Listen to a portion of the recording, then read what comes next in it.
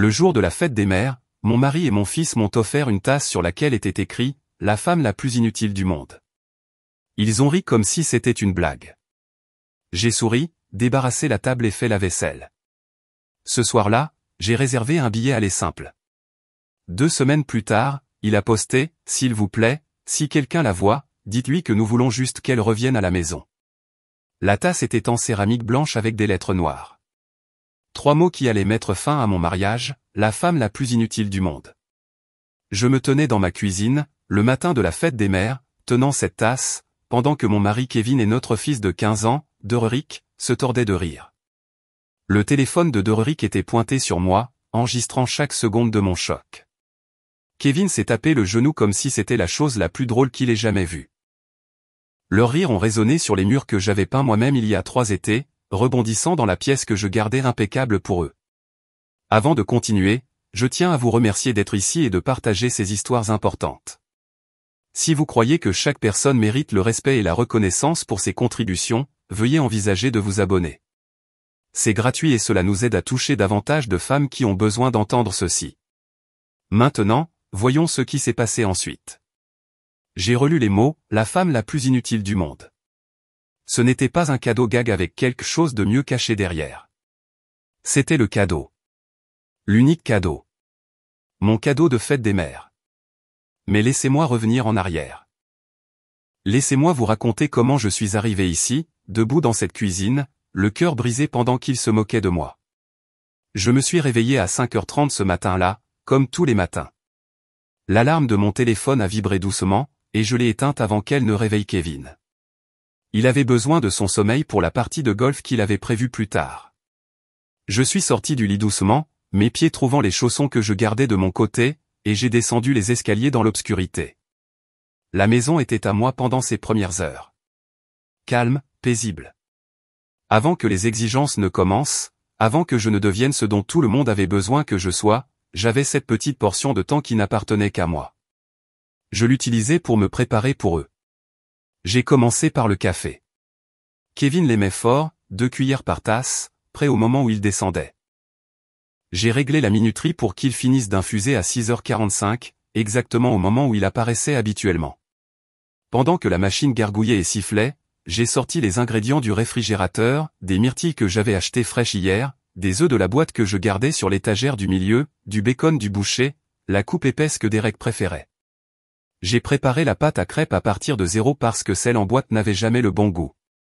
J'ai fait frire le bacon jusqu'à ce qu'il soit croustillant mais pas brûlé, comme Kevin insistait pour qu'il soit. J'ai tranché des fraises et les ai disposées en motif sur les belles assiettes en porcelaine, celles que nous n'utilisions que pour les occasions spéciales. Je voulais que cette journée soit spéciale. Je voulais qu'il remarque. La cuisine sentait la cannelle, la vanille et l'espoir. Un espoir pathétique, quand j'y repense maintenant, mais à ce moment-là, je croyais que cette année pourrait être différente. Je croyais qu'il pourrait voir l'effort, qu'il pourrait reconnaître l'amour que j'investissais dans chaque petit geste. J'ai mis la table avec soin, les fourchettes à gauche, les couteaux à droite, les serviettes pliées en triangle. J'ai utilisé le bol en cristal que la mère de Kevin nous avait offert comme cadeau de mariage pour la salade de fruits. J'ai poli 2 taches sur la surface avec mon tablier avant de le remplir.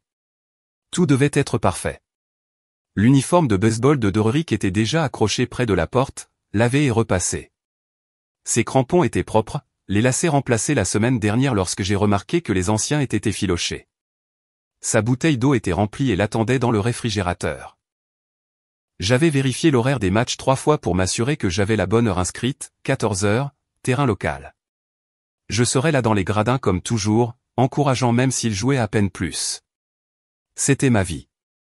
C'est ce que j'avais construit en 12 ans de mariage et 17 ans de maternité, si on comptait la grossesse. J'ai abandonné ma carrière quand Dererick avait 2 ans. J'étais coordinatrice marketing dans une entreprise du centre-ville, un emploi que j'aimais, un emploi où j'étais doué dans ce que je faisais. J'étais sur la voie d'une promotion au poste de coordinatrice principale. Mon patron m'avait dit lors de ma dernière évaluation que j'avais un avenir là-bas, que l'entreprise voyait du potentiel en moi, mais Kevin a dit qu'il était logique que l'un de nous reste à la maison. Son emploi était mieux payé. Son emploi avait de meilleurs avantages sociaux. Son emploi avait plus de potentiel de croissance. Et quelqu'un devait être disponible pour Derek, pour les rendez-vous chez le médecin, les trajets scolaires et les jours de maladie qui accompagnent l'éducation d'un enfant. J'ai accepté parce que je croyais qu'il fallait construire quelque chose ensemble. Je croyais que le sacrifice était le fondement de la famille. Je pensais que nous étions une équipe, alors j'ai démissionné. Je suis resté à la maison. J'ai appris à structurer toute mon existence autour du soutien de l'avancement de Kevin et de l'éducation de Derek en une bonne personne. J'ai assisté à toutes les réunions parents-professeurs, même celles que Kevin disait être trop occupé pour y assister.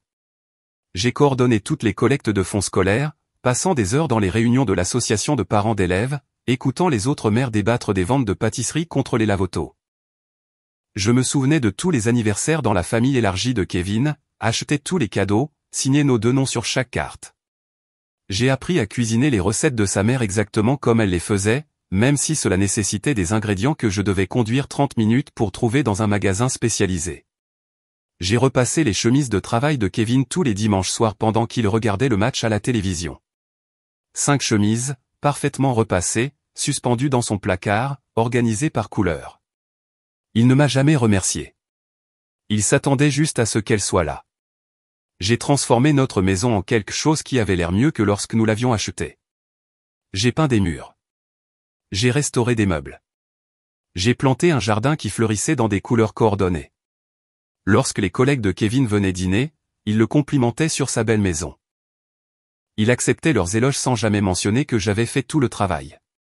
Quelque part dans tout ce don, j'ai oublié de demander ce que je recevais en retour.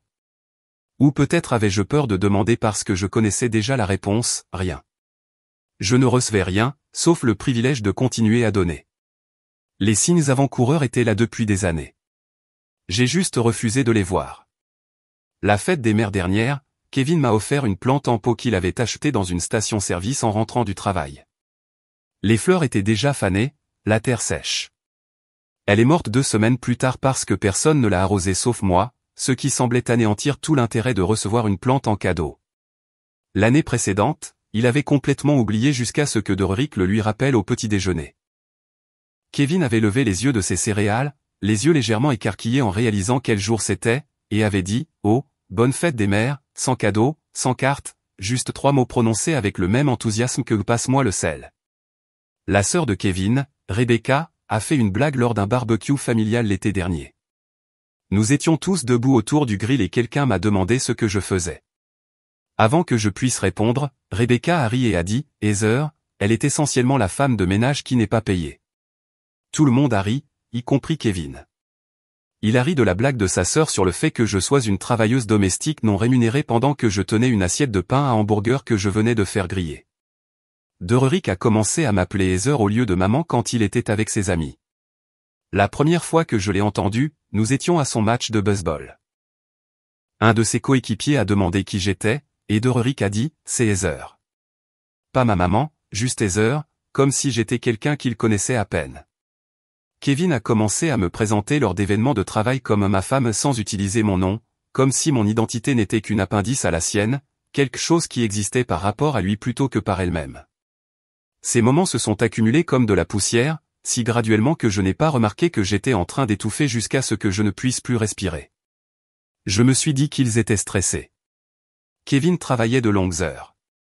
Derek était un adolescent confronté à la pression scolaire. Les garçons seront les garçons. J'étais trop sensible. Je réagissais de manière excessive.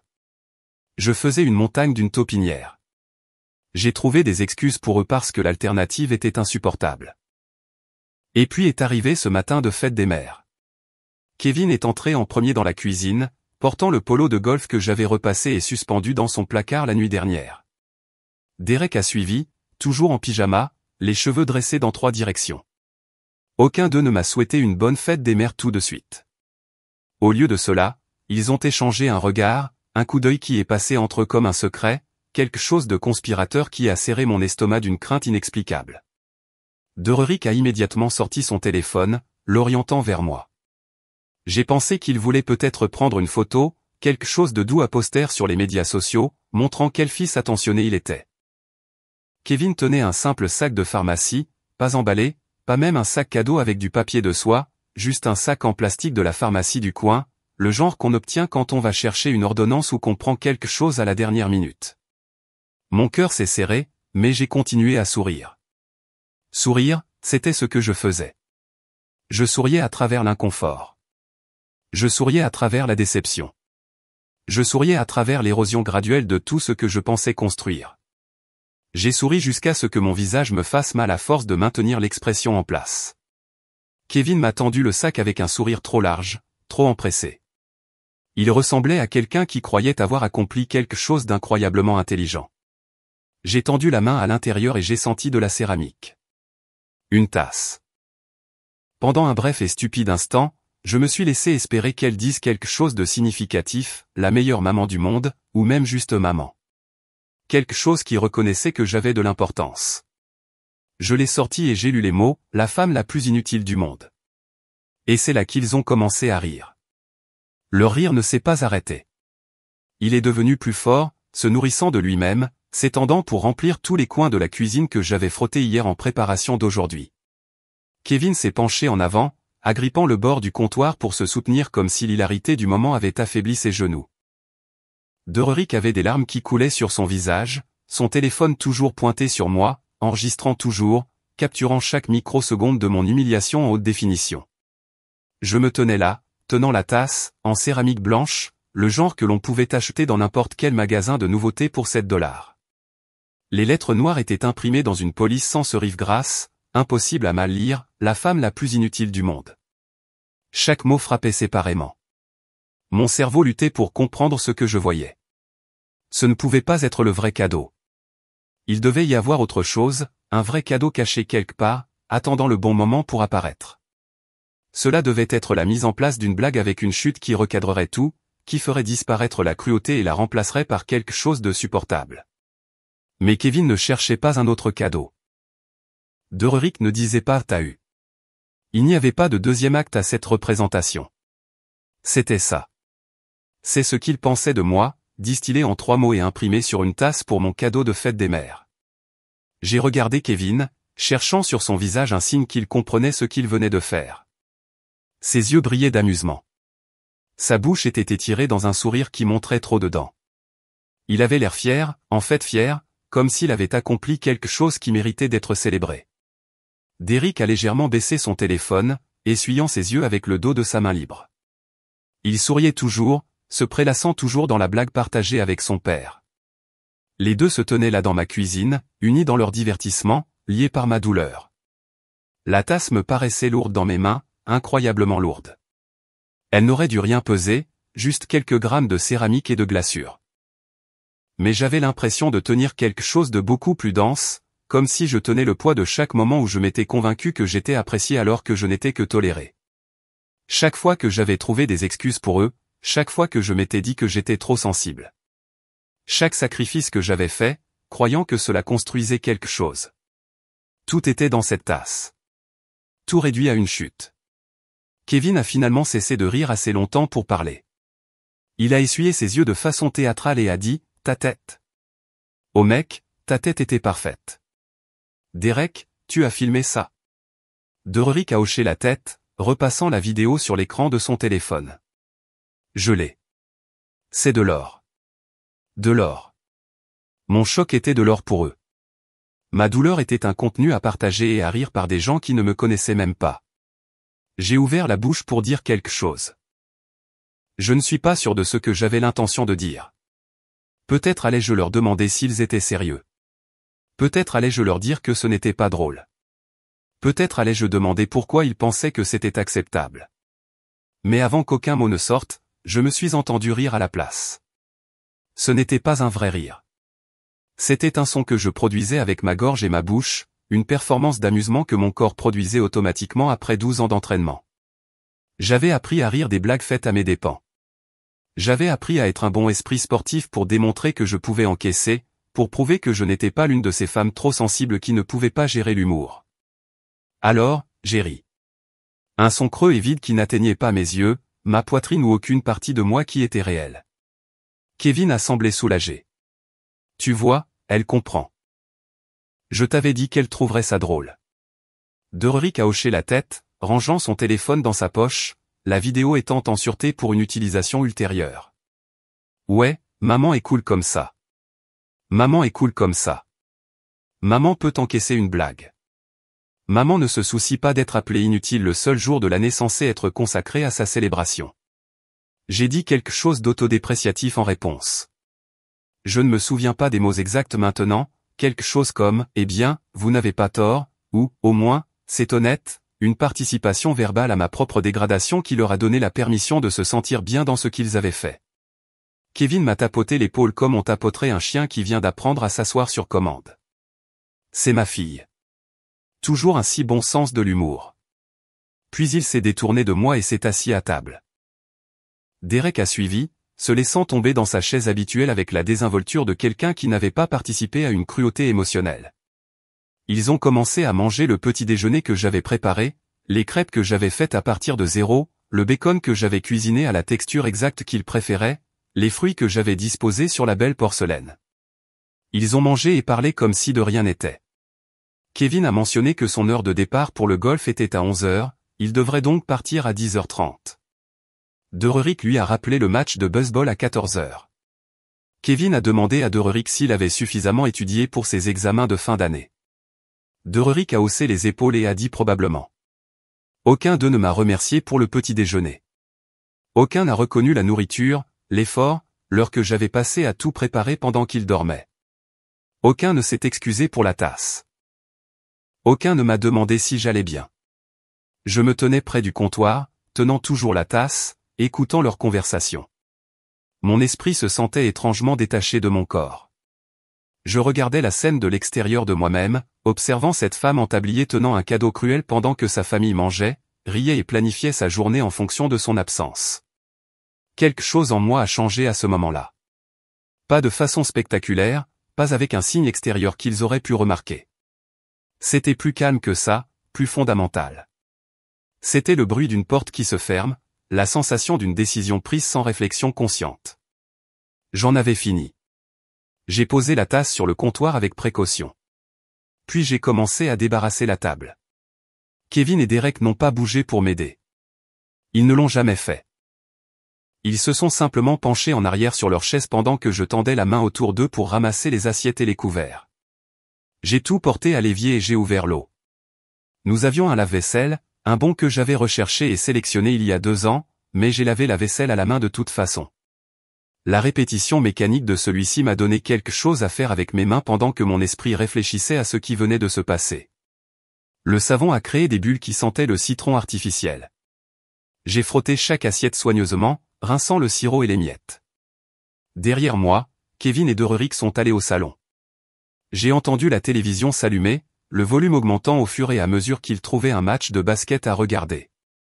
Leur voix portait dans la maison, discutant des statistiques des joueurs et des classements des équipes.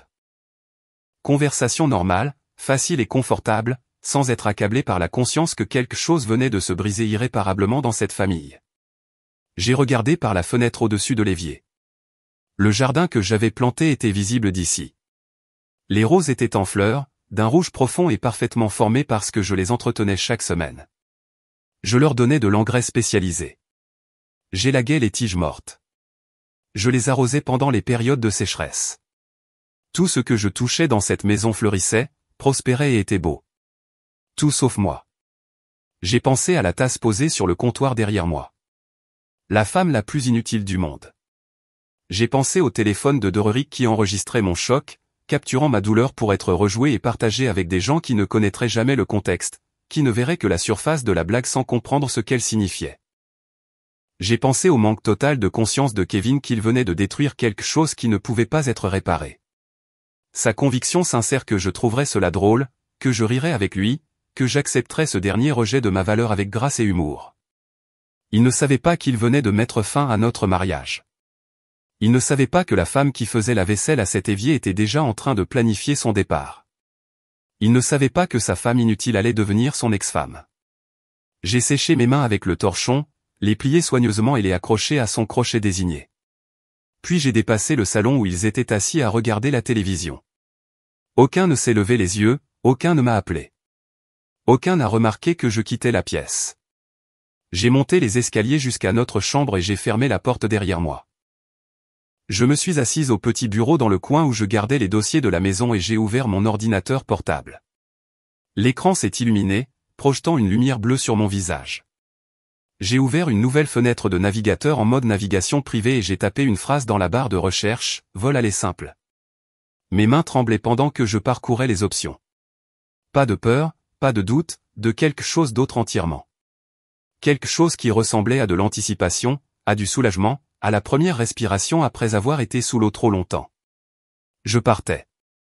Je devais juste trouver où. Portland, Oregon.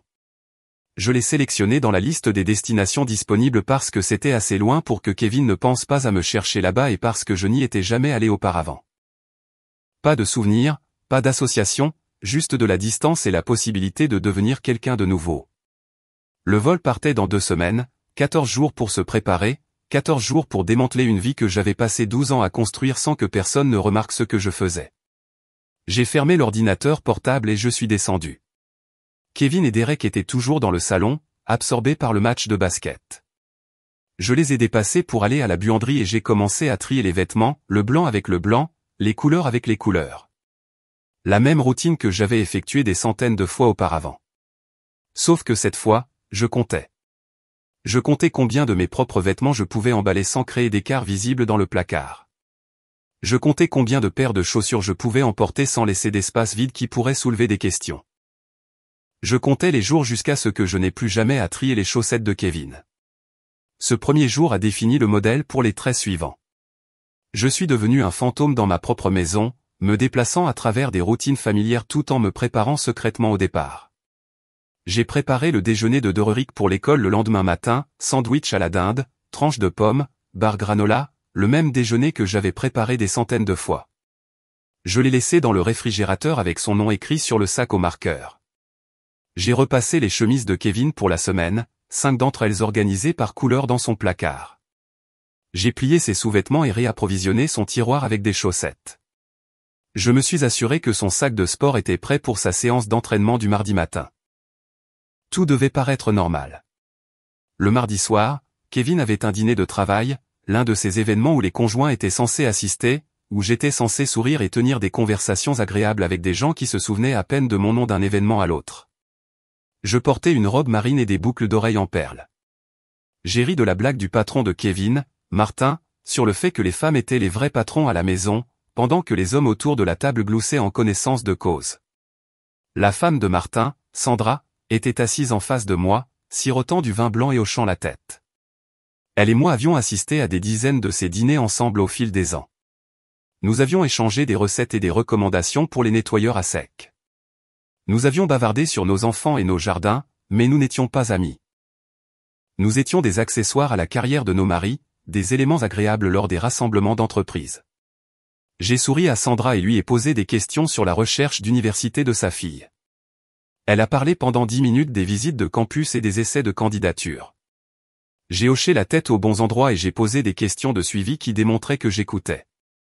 Personne à cette table n'avait la moindre idée que j'étais déjà parti, que dans moins de 2 semaines, je serais dans un avion pour une ville qu'aucun d'eux ne savait que j'avais même envisagée.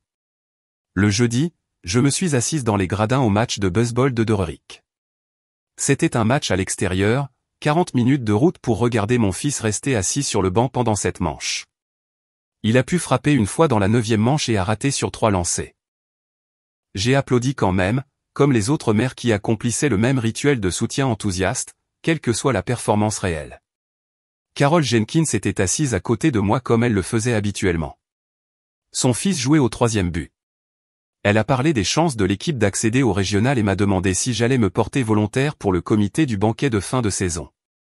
Je lui ai dit que je vérifierais mon calendrier et que je la recontacterais. Je savais que je ne serais pas là pour le banquet de fin de saison. Je serais à Portland pour commencer un nouvel emploi, vivant dans un appartement qui ne contenait aucun souvenir d'avoir été appelé inutile. Personne n'a remarqué que j'étais déjà ailleurs. J'avais perfectionné cette performance au fil des années à être fonctionnellement invisible, présente mais absente, physiquement ici mais mentalement ailleurs. La nuit, après que Kevin se soit endormi, j'ai transféré de l'argent de notre compte joint vers un nouveau compte que j'avais ouvert dans une autre banque. J'ai gardé le montant petit, $50 le lundi, $75 le mercredi, $60 le vendredi, assez petits pour qu'ils ne déclenchent aucune alerte, qu'ils se fondent dans le flux normal des dépenses ménagères. Le nouveau compte était à mon nom seulement dans une banque de l'autre côté de la ville à laquelle Kevin n'avait aucun lien. Je l'avais ouvert le lundi après-midi pendant le temps que je passais habituellement à faire les courses. La représentante du compte, une jeune femme nommée Michelle, avait traité la paperasse efficacement et m'avait remis une carte de débit temporaire. Elle ne m'a pas demandé pourquoi j'ouvrais un compte séparé. Elle a juste souri professionnellement et m'a souhaité une bonne journée. À la fin de la première semaine, j'avais transféré $800 sur le nouveau compte, pas assez pour vivre longtemps, mais assez pour commencer. Assez pour un dépôt de garantie sur un appartement, assez pour la nourriture jusqu'à ce que je trouve du travail. Le lundi de la deuxième semaine, j'ai pris rendez-vous avec un avocat. J'ai trouvé le nom de Patricia Brennan grâce à une recherche en ligne d'avocats spécialisés dans les divorces impliquant une complexité financière et une division des biens. Son site web présentait des témoignages de femmes qui la décrivaient comme féroce et stratégique. C'était ce dont j'avais besoin, pas de la sympathie, de la stratégie. Son bureau était au centre-ville au-dessus d'un café appelé Morning Brew. J'ai dit à Kevin que j'allais faire les courses et que je serais de retour dans 2 heures. Il a à peine levé les yeux de son ordinateur portable quand je suis parti. Le bureau de Patricia sentait le cuir et les vieux livres. Le mobilier était en bois foncé, substantiel et d'aspect coûteux. Des diplômes de droit encadrés étaient accrochés au mur derrière son bureau. Elle avait probablement la cinquantaine, les cheveux gris coupés en un carré net et des lunettes suspendues à une chaîne autour de son cou. Elle m'a serré la main fermement et m'a fait signe de m'asseoir. Puis elle a sorti un bloc-notes et un stylo et a dit « Dites-moi tout ». Je lui ai parlé du mug, des rires, des 12 années de mariage où j'avais progressivement disparu dans le rôle de gestionnaire de maison non rémunéré, de l'abandon de ma carrière, des dîners d'entreprise et des matchs de baseball, et du travail invisible infini qui permettait à la vie de chacun de fonctionner sans heurts. Patricia prenait des notes avec une écriture précise, posant de temps en temps des questions pour clarifier. Depuis combien de temps étions-nous mariés? Étions-nous propriétaires conjointement de biens? Quel compte de retraite existait? Y avait-il eu des incidents documentés de violence verbale ou de mauvais traitements émotionnels? Quand j'ai fini, elle a posé son stylo et s'est adossée à sa chaise. Elle m'a regardé avec une expression que je ne parvenais pas à déchiffrer. Pas de la pitié, autre chose. De la reconnaissance, peut-être. Voici ce que vous devez comprendre, dit-elle.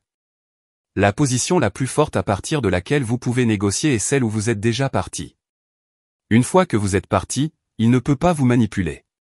Il ne peut pas vous culpabiliser. Il ne peut pas utiliser la proximité pour vous épuiser. Vous contrôlez le récit et le calendrier. Elle a expliqué les lois sur les biens communautaires. Dans notre État, les biens acquis pendant le mariage étaient considérés comme étant la propriété conjointe, quel que soit celui qui gagnait le revenu. La maison dans laquelle nous vivions, achetée il y a 8 ans, était un bien communautaire. Le compte de retraite de Kevin, alimenté tout au long de notre mariage, était un bien communautaire. Le portefeuille d'investissement qu'il gérait, développé pendant notre mariage, était un bien communautaire. Vous avez sacrifié votre carrière pour soutenir son avancement, dit Patricia, cela a une valeur monétaire. Vous avez fourni un travail domestique non rémunéré qui lui a permis de se concentrer sur son travail sans distraction. Cela a une valeur monétaire. Vous avez droit à la moitié de tout et je peux m'assurer que vous l'obteniez. Elle a demandé si j'étais prête à me battre. J'ai réalisé que j'étais prête depuis des années. J'avais juste besoin de quelqu'un pour me dire que j'en avais le droit. Je l'ai embauché avant de quitter le bureau. Elle m'a donné des instructions pour les prochaines étapes, tout documenter, rassembler les documents financiers, collecter des preuves de contribution et de mauvais traitements, construire un dossier en béton. Au cours des jours suivants, je suis devenu une archiviste de ma propre vie. J'ai photographié chaque pièce de la maison, documentant les améliorations que j'avais apportées, les murs que j'avais peints, les luminaires que j'avais installés, les étagères intégrées que j'avais conçues et payées pour faire construire dans le salon.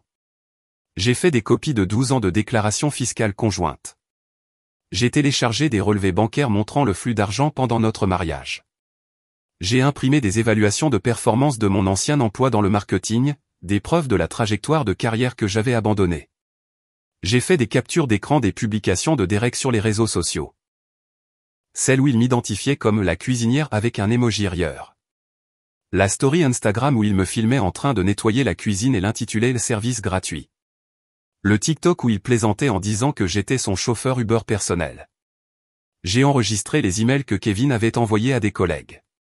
Celui où il se plaignait que je voulais assister à un événement de travail, me traitant de difficile parce que j'attendais d'être incluse. Celui où il faisait une blague sur les femmes et leur hobby coûteux. Même si mon seul hobby était d'entretenir la maison où il vivait, chaque élément de preuve était une autre brique dans le mur que je construisais entre mon ancienne vie et tout ce qui allait suivre. Le dossier grossissait chaque jour. Documentation des contributions, preuve du mépris, preuve que j'étais là, que j'avais compté, même s'il ne l'avait jamais remarqué. Le matin de mon départ, je me suis réveillé à 5h30 comme d'habitude. J'ai refait des crêpes pour le petit déjeuner, mais pas les crêpes spéciales de la fête des mères. Juste des crêpes ordinaires préparées avec le mélange du garde-manger. J'ai préparé le mug de café de Kevin et le jus d'orange de Derek. Ils sont descendus à leurs heures habituelles. Kevin a mentionné qu'il avait une conférence régionale qu'il absenterait jusqu'à tard. Derek m'a rappelé qu'il avait des examens finaux cette semaine et qu'il étudierait chez son ami Marcus après l'école. Aucun des deux n'a posé de questions sur mes projets. Aucun des deux n'a remarqué que je portais la robe bordeaux que Kevin avait autrefois critiquée. Aucun des deux n'a vu la valise que j'avais chargée dans ma voiture à l'aube, cachée dans le coffre sous une vieille couverture. Après leur départ, j'ai traversé la maison une dernière fois. Je n'ai pas pleuré. Je ne me suis pas senti triste. J'ai simplement observé des pièces qui appartiendraient bientôt à la vie de quelqu'un d'autre. J'ai fermé la porte derrière moi sans la verrouiller. Que Kevin s'en occupe quand il rentrerait dans une maison vide. J'ai conduit jusqu'à l'aéroport avec les mains fermes sur le volant.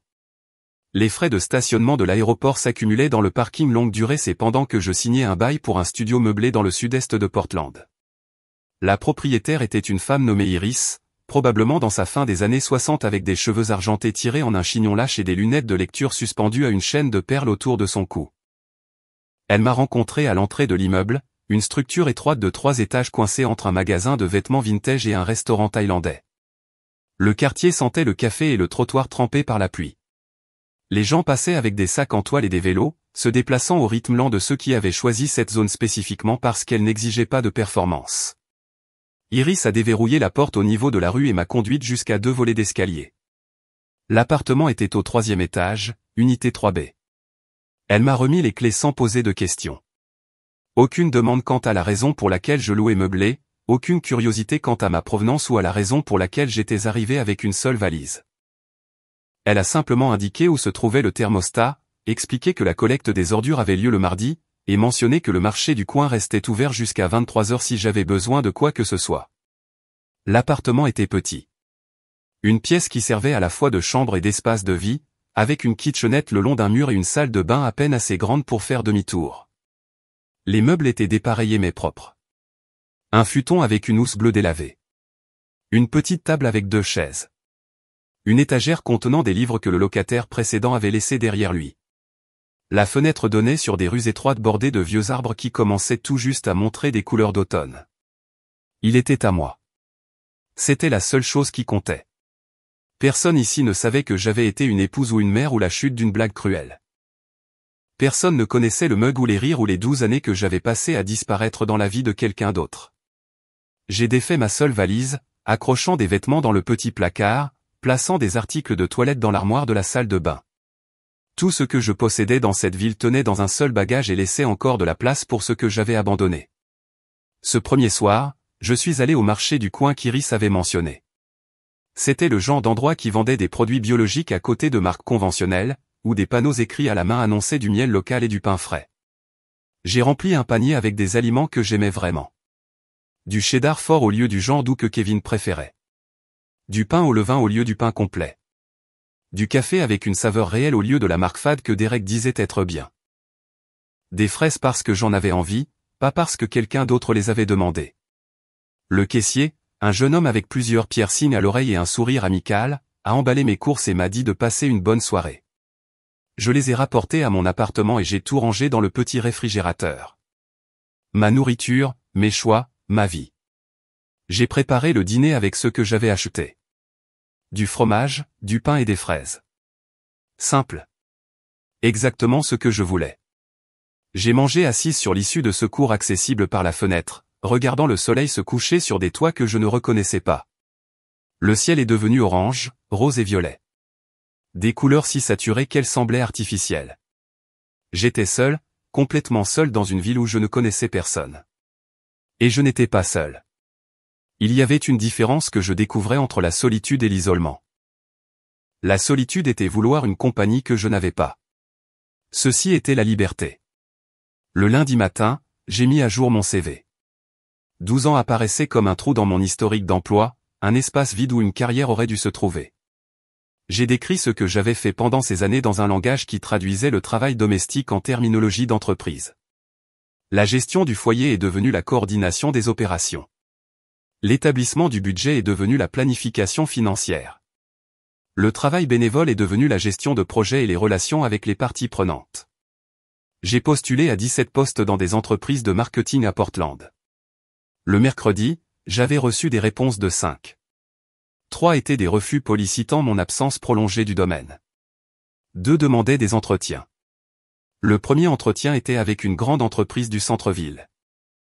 Le responsable du recrutement, un homme dans la quarantaine portant un costume coûteux, a passé la majeure partie de la réunion à me demander pourquoi j'avais pris autant de temps et si j'étais vraiment déterminé à reprendre le travail. Il a utilisé des expressions comme compétences rouillées et expérience obsolète. J'ai quitté cet entretien en sachant que je n'accepterais pas un poste là-bas, même si on m'en offrait un. Le deuxième entretien était différent. Horizon Collective opérait à partir d'un entrepôt converti dans un quartier industriel qui était lentement transformé par des artistes et de petites entreprises. Le bâtiment avait des murs de briques apparentes et de hauts plafonds avec des poutres métalliques. Des plantes pendaient à des crochets, créant de petites poches de verdure dans tout l'espace de travail ouvert. Simone Keller, la responsable du recrutement, m'a rencontré dans une petite salle de conférence avec un mur de fenêtres donnant sur la rue. Elle avait des cheveux argentés coupés au carré et portait des lunettes à monture foncée qui lui donnaient un air d'intelligence pointue. Elle m'a serré la main fermement et m'a fait signe de m'asseoir. Elle a examiné mon CV en silence pendant une minute entière, son expression neutre. Quand elle a atteint l'écart de 12 ans, elle s'est arrêtée. Je me suis préparé aux questions habituelles sur l'engagement et la pertinence. Au lieu de cela, elle a levé les yeux et a demandé « Quelles compétences avez-vous développées pendant cette période ?» La question m'a surprise. Non pas « Pourquoi avez-vous quitté le travail ?» mais « Qu'avez-vous appris pendant votre absence ?» J'ai expliqué la gestion de projet par la coordination de collecte de fonds scolaires, l'optimisation budgétaire par la gestion des finances du foyer, la coordination des parties prenantes par la navigation dans les relations avec les enseignants, les entraîneurs, la famille élargie, la gestion de crise par la gestion de tout, des urgences médicales au changement d'horaire de dernière minute. Simone a écouté sans interrompre. Quand j'ai fini, elle a souri. C'est juste le rôle de parent et la gestion du foyer traduit en langage d'entreprise. Vous avez travaillé, vous n'étiez simplement pas payé. Elle a expliqué qu'Horizon Collective était spécialisée dans les campagnes de marketing pour les organisations à but non lucratif. Le travail exigeait quelqu'un qui pouvait gérer plusieurs projets simultanément, communiquer efficacement avec diverses parties prenantes et fonctionner efficacement avec des budgets serrés. Tout ce que je faisais depuis 12 ans, juste avec une terminologie différente. Elle m'a offert le poste avant que je ne quitte le bâtiment. Coordinatrice marketing, gérant des campagnes pour 3 à 5 clients à but non lucratif à la fois. Le salaire était modeste mais vivable. Les avantages comprenaient une assurance maladie et 2 semaines de congés payés. J'ai accepté avant d'atteindre l'ascenseur. Mon téléphone était en silencieux depuis que j'avais quitté la maison. Le jeudi soir, j'ai finalement vérifié. 43 SMS, 17 appels manqués, 3 messages vocaux. Les SMS de Kevin suivaient une progression prévisible. D'abord la confusion. Où es-tu? Quand rentres-tu à la maison? Puis l'agacement. C'est vraiment gênant, Heather. Derek a un match et j'ai du travail. Tu dois revenir et assumer tes responsabilités. Puis la colère. Quel genre de mère abandonne sa famille? Les gens posent des questions et je ne sais pas quoi leur dire. Les messages sont devenus plus désespérés au fil des jours. Au moins dis-moi que tu vas bien. Tu fais peur à Derek. Mais Derek n'avait envoyé aucun message. Kevin utilisait notre fils comme levier, supposant que la culpabilité me ramènerait à une vie que j'avais déjà quittée. Le vendredi matin, exactement 3 jours après mon départ, Patricia a envoyé l'email automatisé que j'avais rédigé avant de partir. Bref, professionnel, dépourvu d'émotion. Je suis parti. Toute communication future passera par mon avocat. Patricia Brennan peut être jointe à l'adresse email et au numéro de téléphone suivant. La réponse de Kevin est arrivée en quelques minutes. Tu ne peux pas simplement partir. C'est un abandon de famille. Je vais m'assurer que tout le monde sache ce que tu as fait. Tu vas le regretter. Je n'ai pas répondu. Patricia avait raison. Il ne pouvait pas manipuler ce qu'il ne pouvait pas atteindre. J'ai établi de nouvelles routines qui m'appartenaient entièrement. Des courses matinales le long de la rivière Willamette, où l'eau reflétait l'humeur du ciel ce jour-là. D'autres coureurs faisaient un signe de tête en passant, une reconnaissance silencieuse d'un espace et d'un objectif partagé. Personne ne demandait où j'allais ni quand je reviendrais. Les après-midi, je travaillais dans un café appelé Bread & Ink. La barista, une femme dans la vingtaine avec des cheveux courts violets, a appris ma commande après 2 visites. Café noir avec un sucre. Elle a commencé à le préparer quand elle m'a vu franchir la porte. Cette petite reconnaissance, ce fait d'être vu et reconnu pour quelque chose d'aussi simple que la façon dont je prenais mon café, me semblait profond. Le soir, j'ai suivi un cours de poterie dans un centre communautaire à 6 pâtés de maison de mon appartement. L'instructeur, un homme patient nommé Robert, qui faisait de la poterie depuis 40 ans, nous a appris à centrer l'argile sur le tour et à la façonner avec des mains fermes. La plupart de ce que j'ai fait s'est effondré ou fissuré.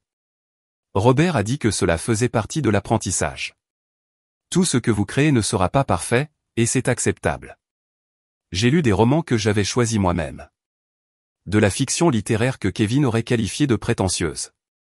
Des séries policières que Derek aurait trouvées ennuyeuses. J'ai pris de longs bains sans que personne ne frappe à la porte en me demandant quand j'aurais fini. J'ai dîné à 21h parce que j'en avais envie, pas parce que l'heure du repas en famille avait été fixée à 18h30. J'ai découvert que j'appréciais sincèrement ma propre compagnie. Je n'étais pas la femme ennuyeuse et inutile dont il m'avait étiqueté.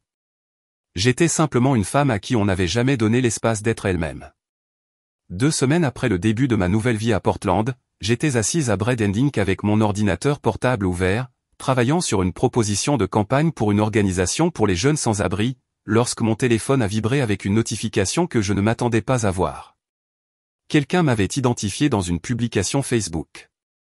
J'avais laissé mon compte actif mais dormant, sans publier ni participer depuis mon départ. La notification provenait du profil de Kevin. Mon doigt a plané au-dessus de l'écran pendant un moment avant que je ne l'ouvre. La photographie provenait de nos dernières vacances en famille, un voyage à la plage sur la côte de l'Oregon que nous avions fait 8 mois plus tôt. Sur l'image, je me tenais sur le sable avec mon bras autour de Derek. Nous étions tous les deux souriants, bronzés, portant les expressions détendues de personnes profitant de vacances. Derrière nous, l'océan s'étendait bleu et calme sous un ciel sans nuages. Je me souvenais clairement de ce voyage. J'en avais passé la plus grande partie dans la cuisine de location à préparer les repas pendant que Kevin allait pêcher en haute mer avec une compagnie charter qu'il avait recherchée pendant des semaines. Derek s'était plaint de s'ennuyer et avait passé son temps sur son téléphone. J'avais souri pour cette photographie parce que c'était ce que l'on faisait pendant les vacances en famille. On souriait et on faisait semblant que tout allait bien et on documentait le bonheur pour que les gens à la maison le voient. La légende de Kevin a resserré mon estomac de colère. S'il vous plaît, si quelqu'un la voit, dites-lui que nous voulons juste qu'elle rentre à la maison. Nous l'aimons et elle nous manque. Heather, si tu lis ceci, nous sommes désolés. S'il te plaît, reviens. Derek est dévasté. La publication avait été publiée 3 heures plus tôt. Elle avait déjà plus de 200 réactions et 60 commentaires. Je les ai parcourus lentement, lisant chacun d'eux. Son collègue Brian du bureau régional, je prie pour vous, mec. J'espère qu'elle rentrera saine et sauve. Notre voisine Margaret, oh, Kevin, c'est tellement déchirant. Nous pensons tous à vous et à Derek. Sandra des dîners de travail, j'envoie de la force à votre famille pendant cette période difficile. Le récit que Kevin avait construit était magistral dans sa manipulation. Il était le mari dévoué désespéré du retour sain et sauf de sa femme. Derek était le fils traumatisé qui manquait à sa mère.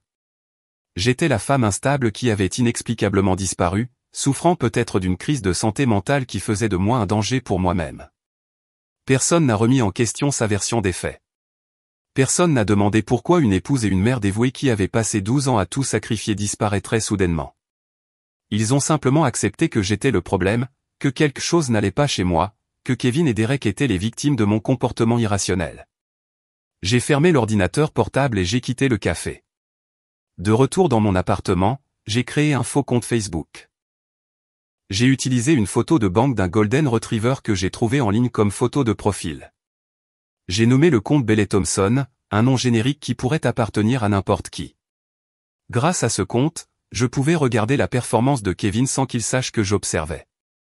Les commentaires sur sa publication ont continué à s'accumuler tout au long de la soirée. La mère de Kevin, Patricia, je prie pour votre famille, Kevin. Heather m'a toujours semblé fragile. J'espère qu'elle reçoit l'aide dont elle a besoin. Sa sœur, Rebecca, tu es si fort de gérer cela avec grâce. Derek a de la chance de t'avoir. Plus de voisins, plus de collègues, plus de connaissances de l'école et des équipes sportives de Derek, tout le monde exprimant sa sympathie à Kevin, tout le monde offrant des prières et du soutien, tout le monde partageant la publication pour étendre davantage sa portée.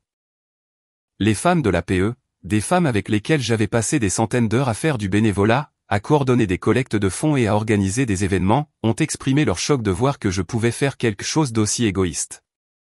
Disparaître sans explication, abandonner ma famille, laisser mon mari tout gérer seul. Une seule personne a commenté quelque chose de différent. Lisa Martinez, une femme dont je me souvenais à peine des années d'école primaire de Derek. Son fils avait été dans la classe de 3e année de Derek. Nous avions échangé des conversations agréables à quelques reprises lors de la récupération des enfants à l'école, mais nous n'avions jamais été proches. Le commentaire de Lisa disait, « Quelqu'un n'a-t-il envisagé de demander pourquoi elle est partie ?» J'ai regardé ces 8 mots. Quelqu'un avait posé la question que personne d'autre ne semblait vouloir envisager. Pourquoi une femme qui semblait dévouée à sa famille partirait-elle soudainement? Que s'était-il passé dont personne ne parlait? Le commentaire de Lisa n'a reçu aucun like. En 1 heure, 2 personnes lui avaient répondu. Ce n'est pas le moment de blâmer, Lisa. Kevin en traverse déjà assez sans que les gens le remettent en question. Lisa n'a plus commenté. J'ai tout capturé en capture d'écran. La publication de Kevin, les commentaires, les réactions, le récit qu'il construisait sur mon instabilité et sa victimisation. Le tout documenté et enregistré dans un dossier que j'ai intitulé Épreuve. Le lundi matin, exactement une semaine après la publication Facebook de Kevin, Patricia Brennan a déposé une demande de divorce en mon nom. Elle l'avait préparée méticuleusement au cours des jours précédents, intégrant tout ce que j'avais fourni lors de nos consultations. La pétition demandait une ordonnance restrictive temporaire empêchant Kevin de me contacter directement. Toute communication passerait par Patricia. Le dépôt comprenait une comptabilité complète des actifs matrimoniaux, la maison achetée il y a 8 ans, actuellement évaluée à $420 000 avec $200 000 restant sur l'hypothèque, le compte de retraite de Kevin par l'intermédiaire de son employeur contenant environ $180 000, un portefeuille d'investissement géré par son conseiller financier, évalué à $95 000, sa pension, qui arriverait à échéance dans 12 ans. Les documents énuméraient mes contributions dans un langage qui traduisait le travail non rémunéré en valeur monétaire, 12 ans de gestion du foyer, de garde d'enfants, de préparation des repas, d'entretien de la maison, de coordination sociale. Patricia avait calculé ce que j'aurais gagné si j'avais continué ma carrière dans le marketing avec des promotions normales tous les 3 à 4 ans, des augmentations de salaire correspondant aux normes de l'industrie. Le chiffre était stupéfiant lorsqu'il était accumulé sur 12 ans. Le dépôt comprenait une déclaration expliquant pourquoi j'étais parti, mauvais traitements émotionnels et manque de respect continu aboutissant à l'incident de la fête des mères où j'ai reçu un mug m'étiquetant comme inutile, pendant que mon mari et mon fils riaient et enregistraient mon humiliation pour la distribution sur les réseaux sociaux.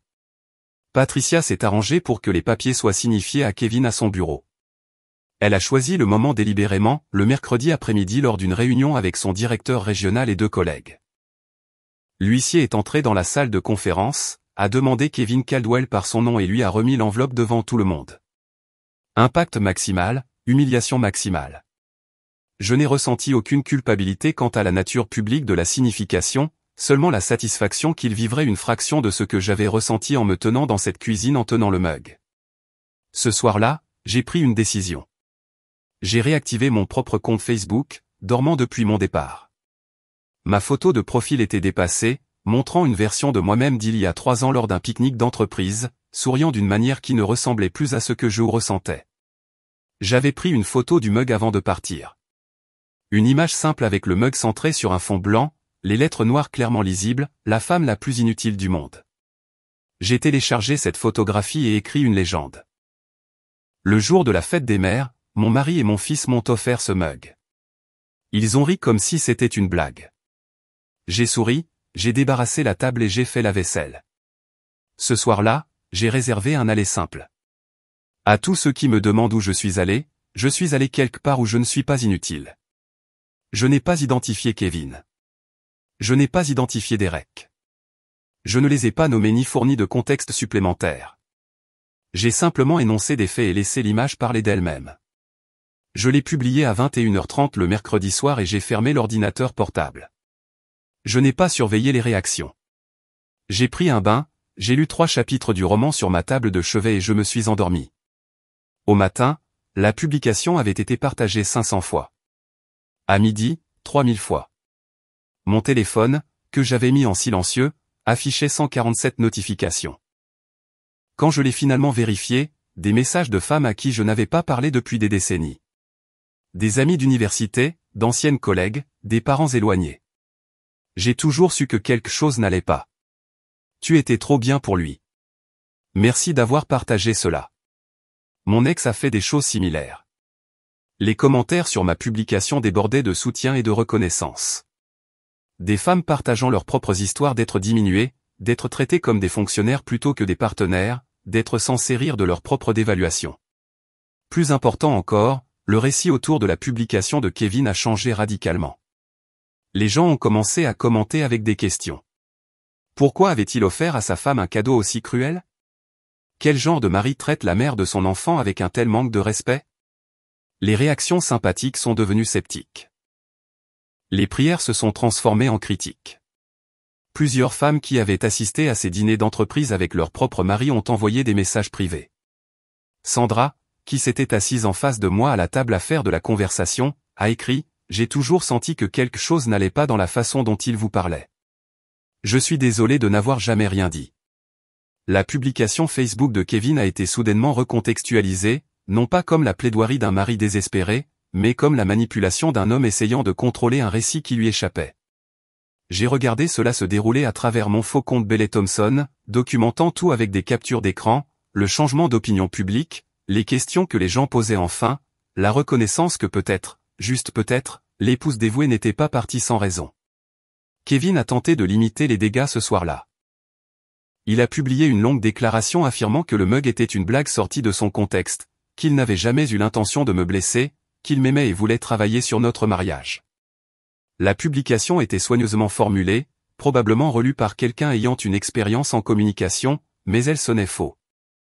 La section des commentaires est devenue un champ de bataille. Certaines personnes l'ont défendu.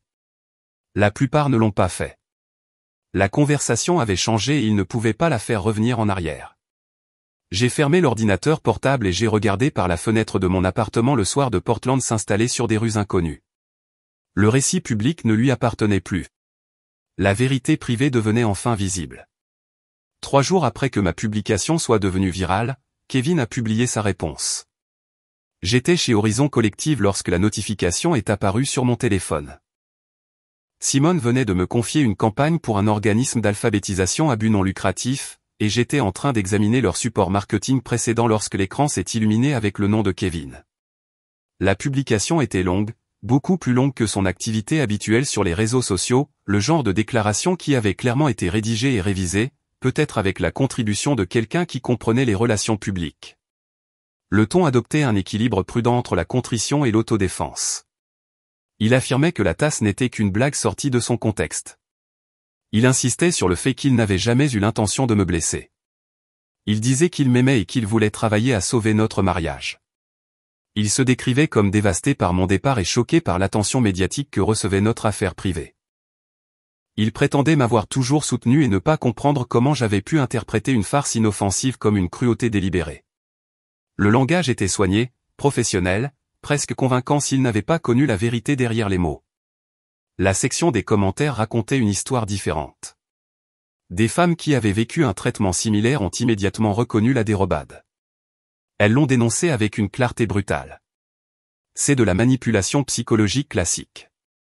Vous avez humilié votre femme, et maintenant vous vous faites passer pour la victime. Le fait que vous appeliez encore cela une farce inoffensive prouve que vous ne comprenez pas ce que vous avez fait. Certains hommes l'ont défendu, bien que leur défense soit faible et malaisée. Tout le monde fait des erreurs. Peut-être qu'elle exagère. Mais même ces commentaires ont été repoussés par d'autres qui pouvaient voir à travers la performance. Ce qui m'a le plus surpris, ce sont les messages privés qui ont commencé à arriver de femmes avec lesquelles j'avais passé des années à avoir des conversations polies lors des événements professionnels de Kevin. Sandra, qui était assise en face de moi lors de dîners d'entreprise et discutait des candidatures de sa fille à l'université, m'a envoyé un message qui m'a serré la gorge. J'ai toujours pensé qu'il était méprisant envers vous. La façon dont il vous coupait la parole lors des dîners me mettait mal à l'aise, mais je n'ai jamais rien dit. Je suis désolé pour ça. Je suis contente que vous soyez parti. 3 autres épouses de la société de Kevin ont envoyé des messages similaires. Elles avaient toutes remarqué. Elles s'étaient toutes senties mal à l'aise. Elles étaient toutes restées silencieuses parce que ce n'était pas à elles d'intervenir dans le mariage de quelqu'un d'autre. L'image soigneusement construite de Kevin s'effondrait en temps réel. Les commentaires sur ses publications diminuaient. Ses amis ont cessé de s'intéresser à son contenu. Selon l'une des épouses qui m'ont envoyé un message, son patron l'avait discrètement retiré d'un projet très médiatisé qui l'aurait placé sur la voie d'une promotion. L'examen public affectait sa réputation professionnelle d'une manière qu'il n'avait pas prévue. Il devenait invisible, exactement ce que j'avais été pendant 12 ans. 4 jours après la tentative ratée de Kevin de limiter les dégâts, j'ai reçu un email de Derek. Le message est apparu dans ma boîte de réception tard un jeudi soir alors que je travaillais sur la campagne d'alphabétisation à ma table de cuisine. L'email était formel d'une manière qui semblait artificielle pour un jeune de 15 ans. Les phrases étaient soigneusement construites, le ton mesuré et contrôlé. Je pouvais dire que Kevin l'avait relu avant que Derek ne l'envoie. Maman, je ne comprends pas pourquoi tu es parti. Tu me manques. Est-ce qu'on peut parler? Le message était court, seulement 3 phrases, mais je pouvais lire les couches sous les mots. La confusion était sincère. Derek avait 15 ans, assez âgé pour reconnaître la cruauté quand il la voyait, mais assez jeune pour croire encore au récit de son père sur les blagues, les réactions excessives et les épouses qui ne supportaient pas les farces inoffensives. Je suis resté assise avec l'email pendant 1 heure avant de répondre. J'ai écrit et supprimé 3 versions différentes avant de me décider pour quelque chose qui équilibrait la fermeté et la compassion. Derek, je t'aime, mais j'ai besoin d'espace pour reconstruire ma vie. Ce qui s'est passé le jour de la fête des mères n'était pas une blague. Filmer l'humiliation de quelqu'un et la poster en ligne n'est pas la façon dont on traite les personnes que l'on respecte. Quand tu seras prêt à avoir une conversation honnête à ce sujet, je serai là. Je n'ai pas eu de nouvelles immédiatement. Le silence s'est prolongé pendant 3 jours. Je suis revenu à mes routines, travaillant chez Horizon Collective pendant la journée, suivant des cours de poterie le soir, courant le long de la rivière chaque matin avant que la ville ne se réveille complètement. Puis, un dimanche après-midi, un deuxième email est arrivé, plus court cette fois. La formalité avait disparu, remplacée par quelque chose qui ressemblait davantage à la vraie voix de Derek. Tu as raison. Je suis désolé. Papa est vraiment en colère à cause du divorce. Est-ce que je peux venir te voir?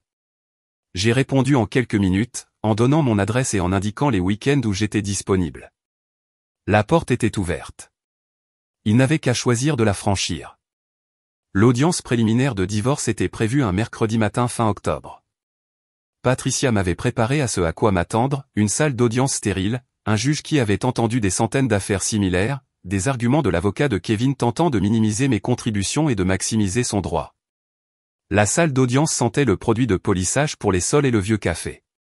Des néons bourdonnaient au-dessus de nos têtes, baignant tout d'une lumière plate et institutionnelle. Kevin est arrivé vêtu d'un costume bleu marine sur mesure que je l'avais aidé à choisir il y a 2 ans pour une conférence régionale. Il avait l'air d'être un professionnel prospère lésé par des circonstances indépendantes de sa volonté. Son avocat était exactement ce à quoi je m'attendais, un homme d'une 60aine d'années aux cheveux argentés et à la montre coûteuse, se comportant avec l'arrogance désinvolte de quelqu'un habitué à gagner. Il était assis à côté de Kevin à la table du demandeur, examinant des documents avec un air d'assurance ennuyé. Patricia était assise à côté de moi, vêtue d'un blazer gris pratique et de bijoux minimalistes. Son attitude était calme, concentrée, totalement imperturbable par le spectacle qui se déroulait de l'autre côté de l'allée. Elle m'avait dit lors de notre préparation que les juges voyaient rapidement à travers les effets de manche. Ce qui comptait, c'était la documentation et la loi. L'avocat de Kevin a commencé par l'argument que Patricia avait prédit. Kevin avait été le principal soutien de famille pendant le mariage. Il avait constitué le compte de retraite et le portefeuille d'investissement grâce à son propre travail et à sa discipline financière. J'avais choisi de quitter ma carrière, une décision que personne ne m'avait forcé à prendre. Maintenant, j'essayais de réclamer la moitié des biens que je n'avais pas gagnés. L'argument a été présenté en douceur avec juste assez de sympathie pour Kevin pour le faire paraître raisonnable plutôt que vindicatif. J'ai observé le visage du juge pour voir sa réaction et je n'ai rien vu. Elle a écouté sans expression, prenant des notes de temps en temps. Le contre-argument de Patricia était dévastateur par sa précision. Elle a présenté le sacrifice de carrière que j'avais fait, y compris la documentation de mon rendement au travail et de ma trajectoire avant de partir. Elle a montré les calculs du coût d'opportunité, démontrant ce que j'aurais probablement gagné avec une progression normale sur 12 ans. Elle a présenté des preuves du travail domestique non rémunéré qui avait permis à Kevin de se concentrer sur sa carrière sans distraction. Puis elle a introduit les captures d'écran, les emails de Kevin à ses collègues où il plaisantait sur le fait que j'étais exigeante parce que je voulais assister aux événements de l'entreprise, ses messages textes à ses amis se plaignant de devoir aider aux tâches ménagères pendant les semaines où j'étais malade. Les publications de Derek sur les médias sociaux me qualifiant de service de femme de ménage gratuit. L'expression du juge a légèrement changé, pas de façon spectaculaire, juste assez pour indiquer qu'elle voyait quelque chose qui modifiait son évaluation. L'avocat de Kevin s'est objecté, affirmant que les captures d'écran avaient été sorties de leur contexte et représentaient des incidents isolés plutôt que des schémas. Patricia a calmement noté que des incidents isolés s'étendant sur 12 ans constituaient un schéma. Lorsque les deux parties ont terminé leurs arguments, le juge a examiné ses notes en silence pendant ce qui a semblé être une période prolongée. La salle d'audience était complètement silencieuse, à l'exception du bourdonnement des néons et du bruit lointain des pas dans le couloir à l'extérieur. Finalement, elle a levé les yeux et a parlé. Sa voix était mesurée et professionnelle, portant le poids de quelqu'un qui avait pris ses décisions à maintes reprises. Le fait de choisir de donner la priorité à la carrière d'un conjoint plutôt qu'à celle de l'autre ne diminue pas le droit du conjoint qui contribue aux biens matrimoniaux. Les preuves présentées démontrent un travail non rémunéré substantiel qui a directement profité à l'avancement de la carrière du conjoint qui gagne. Une pension alimentaire temporaire est accordée à hauteur de $3 000 par mois, avec effet immédiat, en attendant le règlement final du divorce. Le visage de Kevin est devenu rouge. Son avocat s'est penché pour lui murmurer quelque chose que je n'ai pas pu entendre. Patricia est restée complètement immobile à côté de moi, son expression neutre, mais j'ai aperçu le plus petit soupçon de satisfaction dans ses yeux. J'ai ressenti quelque chose que je n'avais pas vécu depuis des années. Pas le bonheur exactement, quelque chose de plus substantiel, la justification, la reconnaissance que mes contributions avaient de la valeur, que mon sacrifice avait un sens, que la loi voyait ce que Kevin avait refusé de reconnaître. Les versements de la pension alimentaire temporaire ont commencé la semaine suivante, $3 000 versés sur mon compte le 1er de chaque mois. Ce montant était suffisant pour que je puisse réduire mes heures chez Horizon Collectif de temps plein à 30 heures par semaine, me laissant ainsi l'espace nécessaire pour me concentrer sur d'autres aspects de la reconstruction de ma vie. Je me suis inscrite à un programme de certification professionnelle pour une stratégie de marketing numérique avancée. Les cours étaient stimulants d'une manière que j'avais oublié que j'appréciais, nécessitant une analyse, de la créativité et une pensée stratégique qui ressemblait à l'exercice de muscles que je n'avais pas utilisé depuis des années. J'ai également commencé une thérapie avec le Dr Angela Morrison, une conseillère que Patricia m'avait recommandée et qui était spécialisée dans l'aide aux femmes qui se remettaient de relations émotionnellement abusives. Son bureau se trouvait dans une maison transformée près du centre-ville, avec des meubles confortables et des fenêtres donnant sur un jardin dont quelqu'un prenait soin avec attention. Lors de notre première séance, le docteur Morrison m'a demandé de décrire mon mariage en une phrase. J'ai réfléchi un instant et j'ai dit, j'ai passé 12 ans à me faire plus petite pour que quelqu'un d'autre se sente plus grand. Elle a hoché la tête lentement et a écrit quelque chose dans son carnet. Puis elle a levé les yeux et a dit, maintenant, nous allons vous apprendre à reprendre de la place. Apprendre à reprendre de la place nécessitait plus que les conseils du docteur Morrison et les cours de certification. Cela nécessitait de confronter les relations que j'avais laissées derrière moi et de déterminer lesquelles pouvaient être reconstruites et lesquelles devaient rester dans le passé. Derek est arrivé un vendredi soir début novembre. Il avait pris le bus Greyhound de chez lui, un voyage de 4 heures que Kevin avait refusé de faciliter. Lorsque j'ai demandé à Derek pourquoi il avait refusé dans un message texte coordonnant sa visite, il a répondu simplement, « Papa dit, si je veux te voir, je peux me débrouiller tout seul. » Je l'ai rencontré à la gare routière du centre-ville. Il est descendu avec un sac à dos et portait une veste qui semblait trop mince pour le temps qu'il faisait à Portland. Il avait grandi depuis la dernière fois que je l'avais vu, pas de façon spectaculaire, mais suffisamment pour que je le remarque immédiatement. Il avait l'air plus vieux, plus fatigué. L'assurance facile de l'enfance avait été remplacée par quelque chose de plus prudent. Nous avons marché jusqu'à un restaurant situé à 3 pâtés de maison de mon appartement, un endroit appelé le Brass Tap qui servait des hamburgers et avait des banquettes avec des dossiers qui créaient de l'intimité. Nous nous sommes assis l'un en face de l'autre, et pendant les 15 premières minutes, aucun de nous n'a abordé de sujet de fond. Derek m'a parlé de ses cours. J'ai posé des questions sur la saison de baseball. Il a mentionné un ami qui avait déménagé en Californie. J'ai décrit mon nouveau travail sans entrer dans les détails de la raison pour laquelle j'avais eu besoin d'un nouveau travail en premier lieu.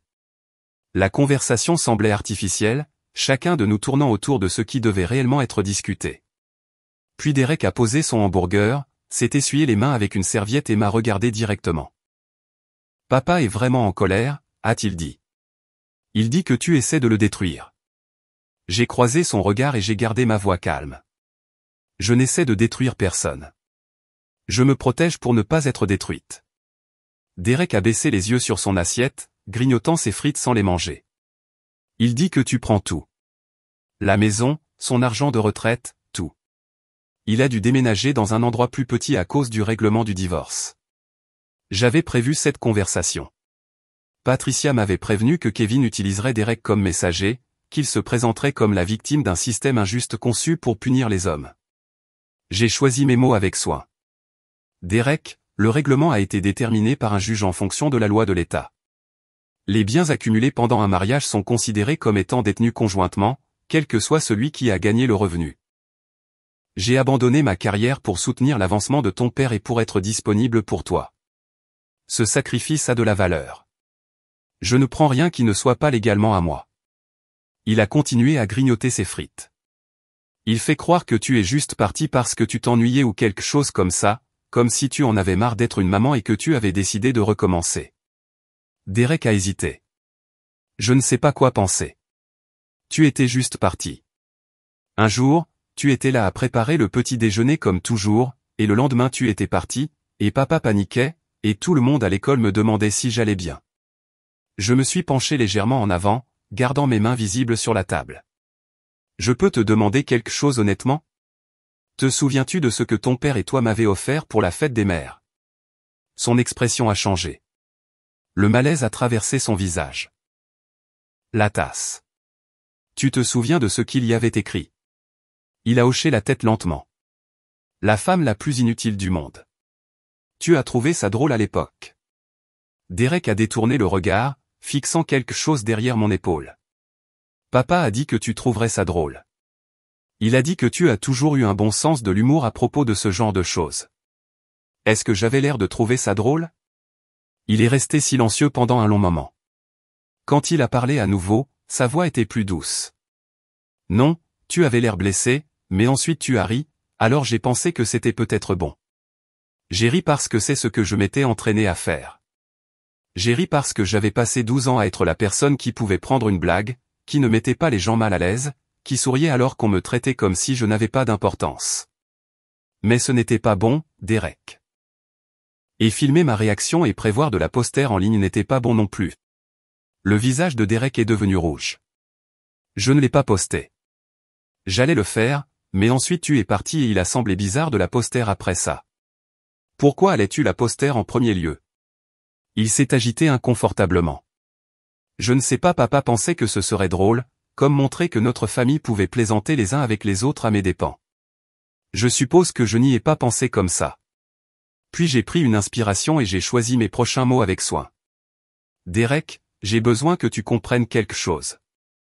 Je ne suis pas parti parce que je m'ennuyais ou que j'en avais marre d'être une mère. Je suis parti parce que rester détruisait qui j'étais en tant que personne. Je m'étais tellement rapetissé, j'avais tellement renoncé à moi-même que j'existais à peine, sauf en tant que personne qui servait les besoins des autres. La tasse n'était pas la cause. C'était juste la dernière pièce à conviction qui me montrait à quel point j'étais peu valorisé. Derek croisa de nouveau mon regard. C'était vraiment si terrible de vivre avec nous? Je n'ai pas édulcoré la vérité. Oui, c'était terrible. Nous sommes restés assis en silence pendant plusieurs secondes. Le bruit du restaurant continuait autour de nous, d'autres conversations et des rires venant d'autres tables, mais notre cabine semblait isolée de tout cela. Je suis désolé, dit finalement Derek. Je n'y ai jamais pensé de cette façon. Je pensais juste que c'était comme ça. Papa travaillait, et tu faisais tout le reste. Je ne me demandais pas si c'était juste. Tu étais un enfant. Ce n'était pas ta responsabilité de te demander si le mariage de tes parents était équitable. Mais tu n'es plus un enfant. Tu as 15 ans, assez grand pour reconnaître quand quelqu'un est maltraité, même si cette personne est ta mère. Il acquiesça lentement. Papa parle de toi différemment maintenant, comme si tu étais l'ennemi ou quelque chose comme ça. C'est bizarre. Comment te sens-tu à ce sujet? Je ne sais pas, confuse, je suppose. La façon dont les choses étaient avant me manque, mais je commence aussi à comprendre pourquoi je ne pouvais pas rester. Il fit une pause, puis ajouta, je peux revenir te voir? Genre, régulièrement? Oui, quand tu veux. La porte est toujours ouverte. Nous avons parlé pendant encore 3 heures. Derek m'a posé des questions sur mon travail, mon appartement, comment était Portland. J'ai posé des questions sur ses projets pour l'université, s'il jouait toujours au baseball, comment il gérait la colère de son père. La conversation n'était pas parfaite. Il y a eu des pauses maladroites et des moments de malaise, mais elle était honnête d'une manière dont notre relation précédente n'avait jamais été. 6 mois après mon départ, le divorce a été prononcé. Je suis retourné au même palais de justice, dans la même pièce stérile avec un éclairage fluorescent et une odeur de cire à plancher. Patricia était assise à côté de moi. Kevin était assis de l'autre côté de l'allée avec son avocat, tous deux affichant des expressions de frustration à peine dissimulées. Le juge a examiné l'accord de règlement final et a déclaré le mariage légalement dissous. J'ai reçu exactement ce que l'audience préliminaire avait établi, la moitié de la valeur nette de la maison, obligeant Kevin à vendre et à déménager dans une propriété plus petite, la moitié de son compte de retraite, la moitié du portefeuille d'investissement.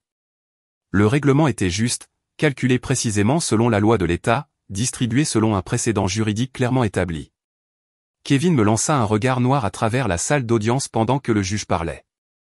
Je l'ai regardé en retour et je n'ai rien ressenti, ni colère, ni satisfaction, ni même soulagement, juste la tranquille certitude que j'avais fait le bon choix il y a 6 mois et chaque jour depuis. À l'extérieur du palais de justice, Patricia me serra la main. Tu l'as fait. Tu t'en es sorti et tu as survécu. Je l'ai corrigé doucement. J'ai fait plus que survivre. J'ai reconstruit. Elle sourit. Oui, tu l'as fait. En marchant vers ma voiture, j'ai pris une décision que j'envisageais depuis des semaines. Je me suis arrêté au bureau du greffier du comté en rentrant chez moi et j'ai déposé les papiers pour récupérer mon nom de jeune fille, Heather Sinclair. Le nom avec lequel j'étais né, le nom qui m'appartenait avant que je n'ai fusionné mon identité avec celle de quelqu'un d'autre. La femme qui avait été Heather Caldwell n'existait plus. Elle était morte le jour où elle s'était tenue dans une cuisine tenant une tasse qu'il a qualifiée d'inutile et avait décidé qu'elle en avait fini d'accepter cette évaluation. Écrire les mémoires a été plus difficile que je ne l'avais prévu, non pas parce que je manquais de matière, mais parce que revisiter ces 12 années nécessitait de reconnaître à quel point je m'étais systématiquement donné, combien de préférences j'avais oubliées, combien de rêves j'avais abandonnés, à quel point j'avais complètement perdu ma propre voix. J'écrivais le soir après le travail, assise à ma petite table de cuisine avec du café qui refroidissait pendant que je tapais. J'ai écrit à propos de la tasse de la fête des mères, mais aussi à propos des milliers de petites cruautés qui l'avaient précédée, les commentaires dédaigneux, les anniversaires oubliés, l'attente constante que j'absorbe la déception avec grâce et humour. Rebecca, mon agent littéraire, a lu la première ébauche et m'a appelé quelques heures plus tard. C'est puissant, Heather. Cela va résonner chez tellement de femmes qui ont vécu la même chose. Le livre a été vendu à une maison d'édition de taille moyenne appelée Clearview Press. L'avance était modeste mais suffisamment significative pour compléter mes revenus et fournir un coussin financier pendant que je continuais à construire ma nouvelle vie. Choisir un titre a pris des semaines de délibération. Rebecca a suggéré plusieurs options qui semblaient trop abstraites ou trop victimisées. Finalement, J'ai proposé quelque chose de simple et direct, la femme la plus inutile du monde, comment je suis parti et j'ai trouvé mon but. La couverture présentait une photographie de main lâchant une tasse en céramique, le moment du lâcher prise figé dans le temps. La couverture du livre est arrivée 3 mois avant la publication, expédiée dans un emballage protecteur en carton que j'ai ouvert avec soin à ma table de cuisine. L'image était exactement comme je l'avais envisagé lors de conversations avec l'équipe de conception, des mains lâchant une tasse en céramique blanche capturée en pleine chute sur un fond neutre. Le titre s'étendait en haut en caractères gras. Mon nom, Heather Sinclair, apparaissait en bas.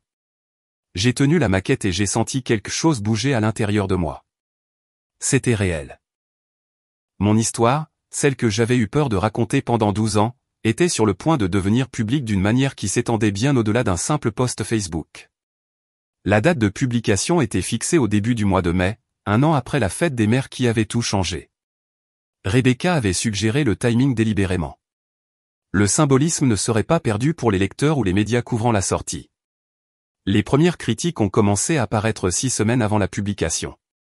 Publisher Weekly l'a qualifié des « examens inflexibles des abus émotionnels déguisés en dynamique familiale ». Kirkul a décrit comme « une lecture essentielle pour quiconque se demande si son sacrifice a franchi le pas de l'effacement de soi ». Des magazines féminins ont demandé des interviews. Des animateurs de podcasts m'ont contacté pour me demander si je voulais discuter du livre dans leurs émissions. L'attention était accablante au début. J'étais habitué à travailler dans les coulisses chez Horizon Collective, à créer des campagnes pour des organisations plutôt qu'à être moi-même le sujet d'intérêt public. Mais Rebecca m'a coaché à travers une formation aux médias, m'apprenant à parler d'expériences douloureuses sans être de nouveau consumé par elles. Ma vie professionnelle s'était transformée parallèlement à ma vie personnelle. Simone m'a promu stratège principal 8 mois après avoir rejoint Horizon Collective. Le rôle s'accompagnait d'une responsabilité accrue pour les relations avec les clients et le développement de campagnes, ainsi que d'un salaire qui dépassait ce que je gagnais à mon précédent poste de marketing avant de quitter le marché du travail. Plus important encore, il dépassait ce que Kevin gagnait actuellement à son poste de vendeur régional. Je le savais parce que Derek l'avait mentionné lors d'une de ses visites du week-end, non pas avec malice, mais comme un simple fait. Son père s'était fréquemment plaint de l'argent depuis le règlement du divorce, ne comprenant apparemment pas que la division des actifs ordonnée par le tribunal n'était pas négociable en fonction de ses sentiments sur l'équité.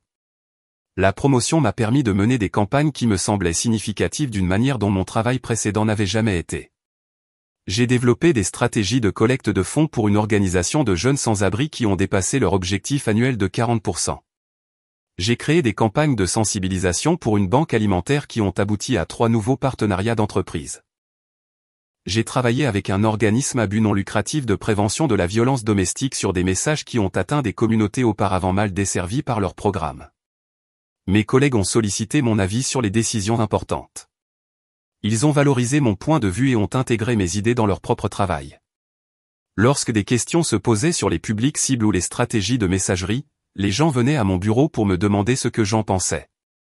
Être perçue comme compétente, être reconnue pour mes contributions, être valorisée pour mon expertise plutôt que tolérée comme une infrastructure, ces expériences me semblaient révolutionnaires, même si elles auraient dû être ordinaires. Des invitations à des conférences arrivaient régulièrement. Des organisations axées sur le développement professionnel des femmes voulaient que je prenne la parole lors de panels sur la réinsertion professionnelle après des interruptions pour soins. J'ai voyagé à Seattle, San Francisco, Denver, en parlant à des publics de femmes qui avaient fait des sacrifices similaires et qui envisageaient des retours similaires. Après chaque présentation, des femmes m'ont approché avec leurs propres histoires. Elles avaient quitté leur carrière pour des obligations familiales. Elles avaient disparu dans des rôles de soutien. Elles avaient absorbé le manque de respect si graduellement qu'elles n'avaient pas reconnu que cela se produisait jusqu'à ce qu'elles puissent à peine respirer sous son poids. Beaucoup vivaient encore dans ces situations, essayant de déterminer si partir était possible, sage ou valait la peine de la perturbation que cela causerait. J'ai répondu à chaque message qui est arrivé par le biais de mon site web ou de mes médias sociaux. Je me souvenais de ce que c'était de croire que j'étais seul, de penser que mon expérience était unique, de me demander si le problème était moi plutôt que la situation. Si le partage de mon histoire aidait ne serait-ce qu'une seule femme à reconnaître qu'elle méritait mieux, la vulnérabilité de la rendre publique était justifiée. Ma vie personnelle est devenue quelque chose que j'ai construite délibérément plutôt que quelque chose qui m'est arrivé par défaut. J'ai fréquenté des hommes de temps en temps, avec prudence, testant ce que ressemblaient les relations lorsqu'elles étaient choisies plutôt que tomber dedans. Marcus, un graphiste que j'ai rencontré lors d'un vernissage auquel Simone m'a invité, m'a emmené à des expositions d'art et a réellement écouté quand j'ai expliqué quel tableau résonnait en moi et pourquoi. Claire, une directrice d'organisme à but non lucratif avec laquelle j'ai collaboré sur une campagne, m'a invité à faire de la randonnée et ne s'attendait jamais à ce que je m'occupe de toute la planification ou du travail émotionnel du maintien de l'amitié. Aucune de ces relations ne s'est transformée en engagement sérieux, et j'ai découvert que j'étais vraiment à l'aise avec cela.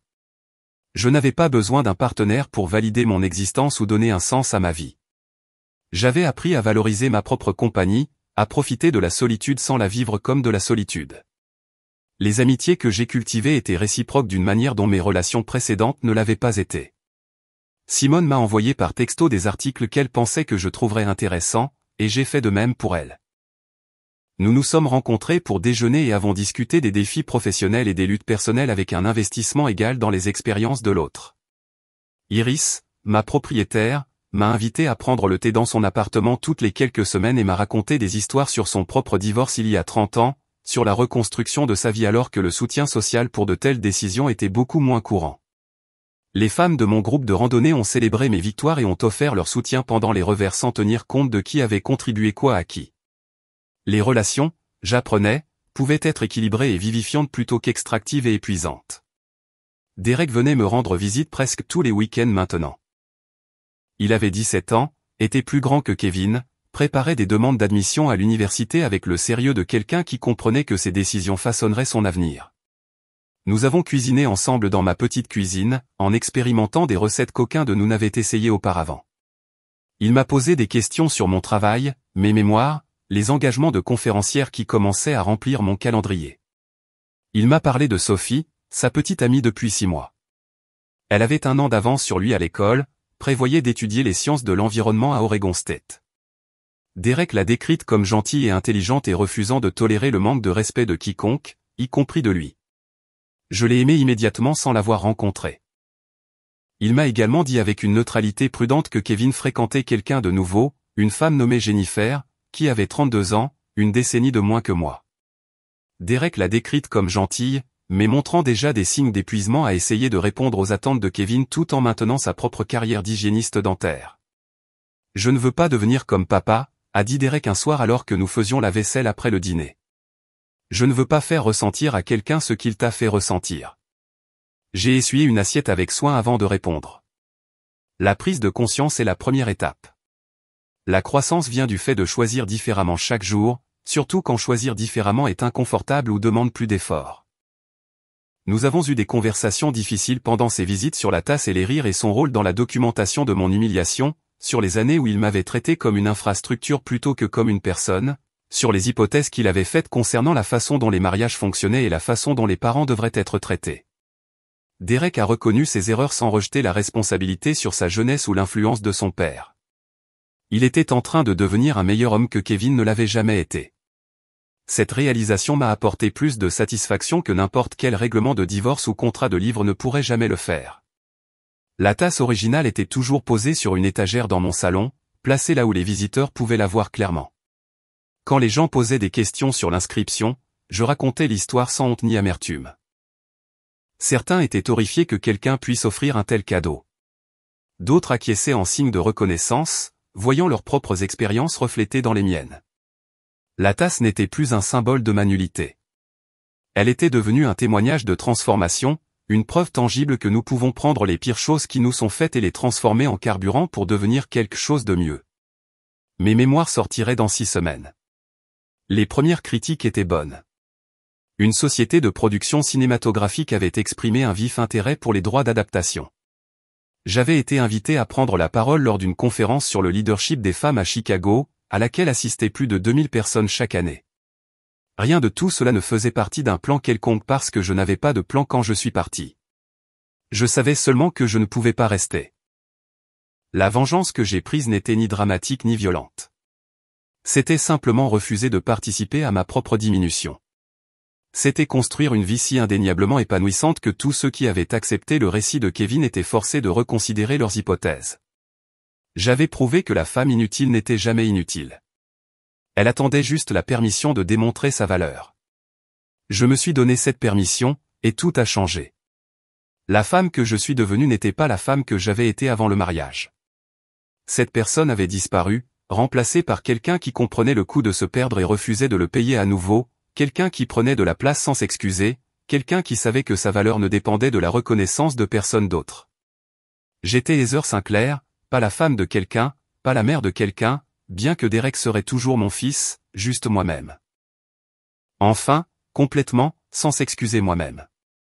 Et c'était plus qu'assez. Si cette histoire de départ silencieux et de transformation puissante vous a tenu en haleine jusqu'à la fin, montrez votre soutien en cliquant sur le bouton j'aime dès maintenant. Mon passage préféré a été lorsqu'Heather a posté cette photo de la tasse avec ces mots simples et dévastateurs qui ont modifié tout le récit public. Quel a été votre moment préféré? Partagez-le dans les commentaires ci-dessous. Ne manquez pas d'autres histoires captivantes de courage et de réinvention comme celle-ci. Abonnez-vous et cliquez sur la cloche de notification pour ne jamais manquer une mise en ligne.